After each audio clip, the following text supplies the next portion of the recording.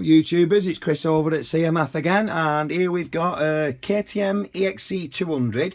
It's a 2004 for Stuart. This is a very clean engine. I mean, you might remember a video I put up about a week ago when it first came in.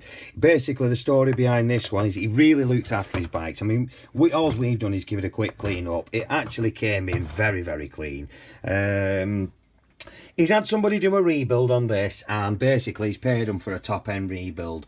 Had a few issues with it kicking in, and basically he's found out that they've not done the rebuild that was asked. They've done a steel liner instead of a chrome plate, which a lot of bike shops do because they won't pay him within a week. They can send a barrel off on a Monday morning, they can have a steel liner done, they can have it back for Friday. I mean, I've been through it before, I'm not going to go through it again. Anyway, we've cleaned that up and tidied it up proper. It was a bit ovaled in the middle. This is the thing with steel sleeves, rubbish. We've got a new Wozner piston matched up to that. We've given it a quick skim, same with the head, tidied that up. He's having all new bearings in this. He's had a water leak apparently, so we've got all new bearings. There's all his old stuff. We've yet to trim the back of this basket off because I need the centre gear, obviously. He's got a new Prox basket. There's his old shite piston. He had a full Mataka rebuild and it was supposed to have, there you go, Royal, it was supposed to have a Wozner one, which it will be having now, by the way. And there's a brand new set of bearings. I pulled newish bearings and seals out of this because obviously he has had a rebuild by another shop. The piston not matched up to the barrel correctly, burnt past the rings. I mean, it's not done 10 hours apparently, it's 20 hours. Not only that, when I cleaned it, they're playing the rod, and this has all been done at the same time. Not only that, he's missed the gearbox. I mean, there's loads of gears chewed off on the corners. I mean, I've got a replacement output shaft. I bought some OEM gears. I'm going to be pinching this shaft back. But yeah, there's all the old stuff. Like obviously we always show everybody. I'll just move some stuff out of the way for you guys. Put that back on there gently. The crank's pressed up and ready. I'll be balancing that this afternoon. There's the old clutch. Obviously we're going to be nicking the back of that. There's all his old gearbox bearings, his mains bearings. Not sound too good, do they, if they said they're new? I would have said that one didn't get changed. That one looked new.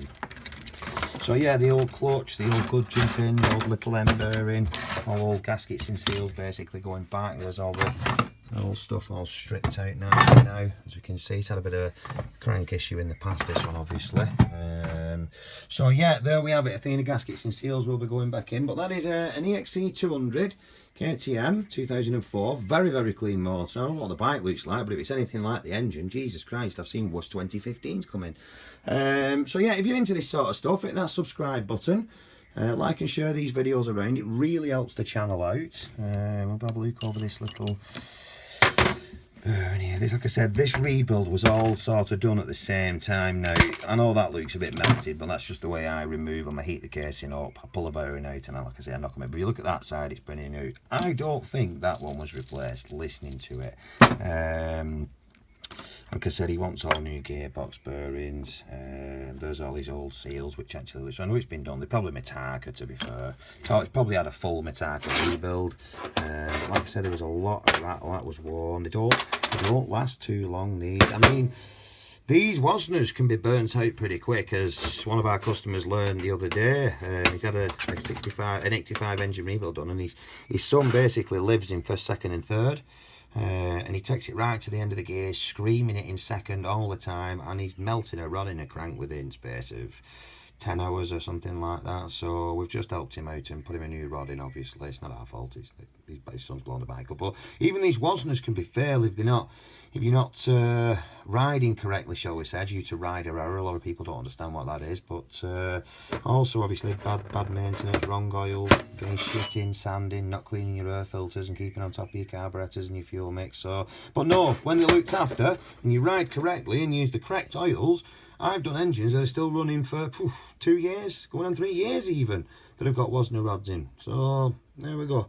But these things, no matter what how much you look after them, they just don't last the distance. I'm sorry to call the company that does these, but not that good of stuff. So yeah, hit that subscribe button, guys. Everybody who's subscribed so far, thank you very much. We are going to be slowing down on the engine rebuild side of things now. I packed in the 4-strokes a couple of weeks ago, and obviously with running CMF breakers, it's a demanding company, the parts side of things. I've virtually lost Monday and Tuesday of every week just in parts, emails, eBay messages, etc.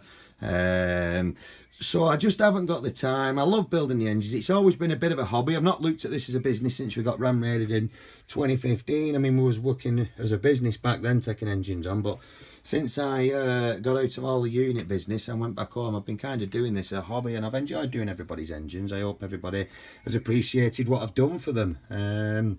So yeah, we're going to be taking a back seat for a couple of months, not forever. Going to be coming back, don't you worry. We will be building engines at the end of the year. It's just I need a bit of a break from them. Going to finish off what we've got in now, and like I said, I'm going to concentrate on CMF breakers as a parts company really, and go back into buying bikes like I was doing all the time, which I was basically buying a lot of bikes back then. And we're going to focus on the breaker side of the business. And not only that, I have something going on with my wife, so obviously that bit of a business now, it's a sideline for us both apart from what she does and what I do, so it's taking a little bit of our time up, and I need to concentrate on that for 6 months and get that up and running. So stay tuned, don't unsubscribe. We are not going anywhere. We're just going to slow down on the engine rebuilds, and we will be back in the near future. Thank you very much for watching, and I really do appreciate everybody's support. Thank you again.